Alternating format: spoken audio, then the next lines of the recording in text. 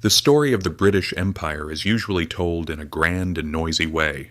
Great ships, harbors filled with sails, cannon fire, soldiers in red uniforms, flags waving over distant continents. Vast areas colored red on maps. It all feels as if everything happened openly, right before our eyes. Yet there is something in this story that is rarely seen, or perhaps something people choose to overlook deliberately, because it is quiet, because it is detailed, and because to many it seems boring: money. What truly set Britain apart was not the size of its navy or the bravery of its soldiers. The decisive factor was its approach to money, treating debt not as a weakness but as a strategy. And the ones who managed this strategy were not kings or generals, but bankers. To understand this, however, we must first recognize one thing. England did not enter this struggle from a position of strength. By the late 17th century, England was not one of Europe's dominant powers. More often than not, it lagged behind. Spain and Portugal had built vast empires stretching from the Americas to Asia. France was far larger in both population and territory. The Dutch Republic was outperforming England in trade. England's fundamental problem was not a lack of soldiers or ships, but the continuity of money. Wars were expensive, maintaining a navy was costly, and English kings did not know how to manage this money. They borrowed, but they did not repay. As a result, no one trusted the English state. Without trust, there is no credit. Without credit, there can be no long wars. And without long wars, there can be no empire. What was introduced in 1694 was designed precisely to solve this problem. When the Bank of England was founded, no one thought it would bring about a transformation on a global scale. Yet this institution stopped the state from acting like an individual and turned it into a system of institutionalized debt. Debt no longer rested on the promises of a king, but on the system itself. Bonds existed. Interest payments were regular. Delays in payment were seen as a natural part of a crisis, not as a moral failure. This was a profound shift in mindset, and that shift made it possible for Britain to continue fighting even after its rivals had given up. War had now become a contest of endurance. It was no longer about who could field more soldiers, but about who could keep borrowing for longer. When France failed to repay its debts, it lost credibility. England, by making borrowing systematic, renewed and strengthened trust. Throughout the 18th century, this gap continued to widen. During the 7 Years' War, Britain was fighting simultaneously in North America, the Caribbean, Africa, and India. Under normal circumstances, this would have marked the beginning of the end for a state, but not for Britain, because it was not drawing money from the present, but from its future earnings, and the guarantee of that future was trade. This is where bankers and companies entered the picture. Organizations like the East India Company were not merely trading enterprises.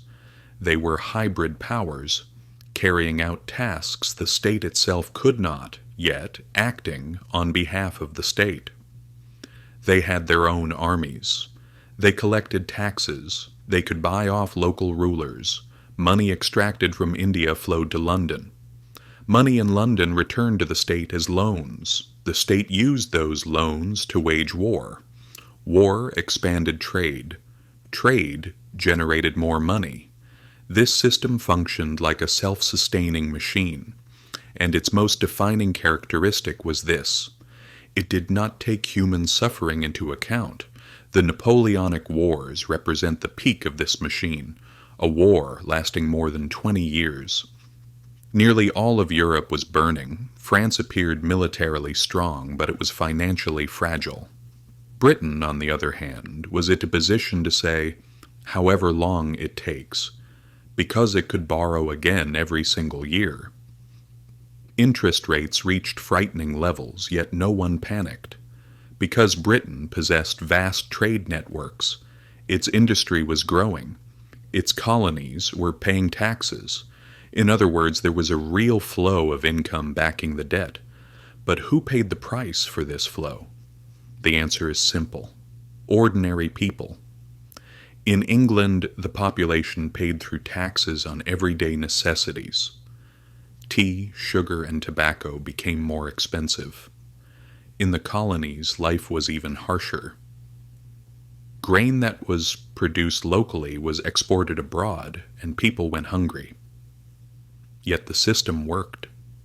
Because it did not concern itself with people's conditions, only with whether debts were being repaid. By the 19th century, Britain had become the world's most important financial center. Money flowing out of London spread across the globe. Railways were built in Argentina. Mines were opened in South Africa.